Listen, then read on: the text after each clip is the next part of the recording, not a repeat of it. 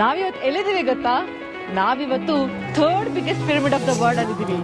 ಇದನ್ನ pyramid of the ಸನ್ ಅಂತ ಕೂಡ ಕರೀತಾರೆ. ಬನ್ನಿ ಒಳಗಡೆ ಹೋಗ್ಬಿಟ್ಟು ಏನೇನಿದೆ ಅಂತ ಫುಲ್ ಎಕ್ಸ್ಪ್ಲೋರ್ ಮಾಡೋಣ.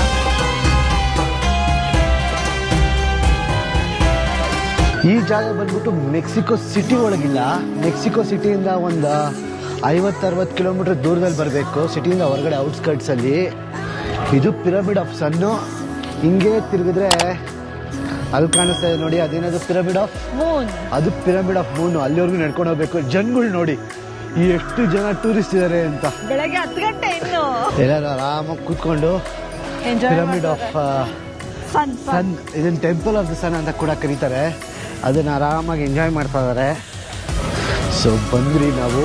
ಇದು ಕಾಡು ಮಧ್ಯದಲ್ಲಿ ಫುಲ್ ಸರೌಂಡ್ ಆಗಿದೆ. 360 ಡಿಗ್ರಿ ವ್ಯೂ ತೋರಿಸ್ತೀವಿ. ಏನ್ ಸಿಕ್ಕಿದೆ third biggest pyramid of the world ಅಂತಾರೆ ಅಂತ ಮೇಲ್ಗಡೆ ಹೋದ್ಮೇಲೆ ಗೊತ್ತಾಗುತ್ತೆ.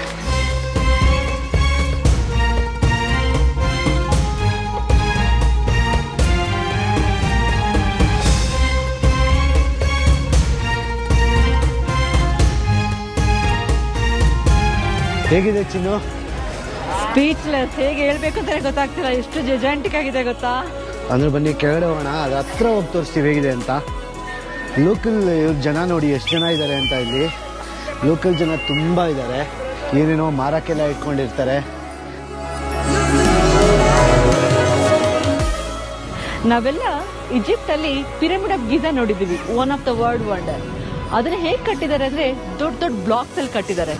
ಆದ್ರೆ ಈ ಪಿರಮಿಡ್ಸ್ ನ ದೊಡ್ಡ ಬ್ಲಾಕ್ಸ್ ಅಲ್ಲಿ ಕಟ್ಟಿಲ್ಲ. ಈ ಪಿರಮಿಡ್ಸ್ ನ ಚಿಕ್ಕ ಚಿಕ್ಕ ಕಲ್ಲಲ್ಲಿ ಕಟ್ಟಿದ್ದಾರೆ. ನೀವು ನೋಡ್ತಾ ಇರ್ಬೋದು ಹಾಗೆ ಶೇಪ್ಲೆಸ್. ಅಂದ್ರೆ ಲೈಕ್ ಅಲ್ಲಿ ಇಲ್ಲಿ ಸಿಗೋ ಕಲ್ಗಳನ್ನ ತಗೊಂಡ್ಬಂದ್ಬಿಟ್ಟು ಇದನ್ನ ಜೋಡಿಸ್ಬಿಟ್ಟು ಕಟ್ಟಿರೋದು. ಇದನ್ನ ಸ್ಲೇವ್ಸ್ ಕಟ್ಟಿಲ್ಲ, ಇಲ್ಲಿನ ಜನರೇ ಕಟ್ಟಿರೋದು. ಸೊ ಅದನ್ನ ಅವ್ರಿಗೆ ಹೇಗ್ ಬೇಕೋ ಹಾಗೆ ಡಿಸೈನ್ ಮಾಡ್ಕೊಂಡು ಕಟ್ಟಿಸ್ಕೊಂಡಿದ್ದಾರೆ. ಇದನ್ನ ನೀವು ಯಾವಾಗ ಕಟ್ಟಿಸಿದ್ದಾರೆ ಅನ್ಕೊಂಡಿದ್ದೀರಾ?